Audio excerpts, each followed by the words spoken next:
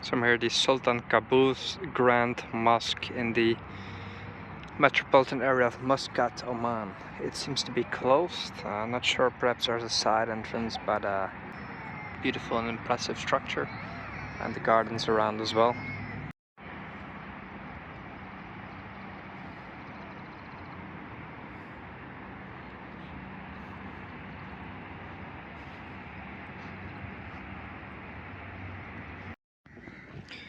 This is some more of the old Muscat area, so I decided to come back here on my last day just to look around a bit more, because I should have spent more time here than I actually did, although just one day that I visited.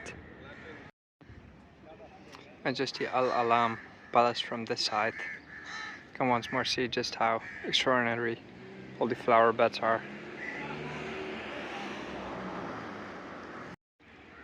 Isn't this straight out of a fairy tale?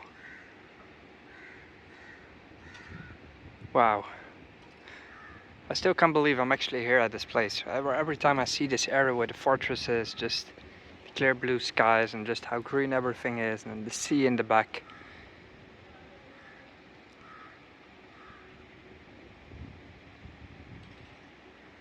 And this whole area is composed of governmental buildings. They're all quite old, I suppose, and it's entirely intact. So Muscat was always a port on the sea. It was just this old port, and eventually the capital city became seated here, and the government was, well, executed its activities from this place, and Muscat metropolitan area grew around it. Definitely a country I want to see more of. Muscat alone is not enough. Another perfect little bay right here. I'm walking back to Mutra, the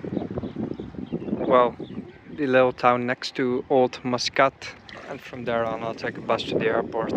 Still need to have some lunch as well. Don't know if I'll take a dip in the sea actually right now. I do have the time, but I just might. Alright, last stop before the airport, and then I'm flying to Abu Dhabi. Cheers. Right, so I'm saying goodbye to Oman. This is the airport of Muscat, and this was a cool trip.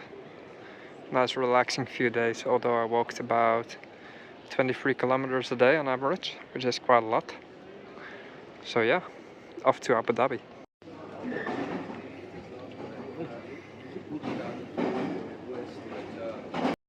Alright, and a nice airport meal, Indian food here at Muscat Airport. Something like this will cost you 22 euros, which is quite a lot, but whatever. I'm on vacation, gonna enjoy this.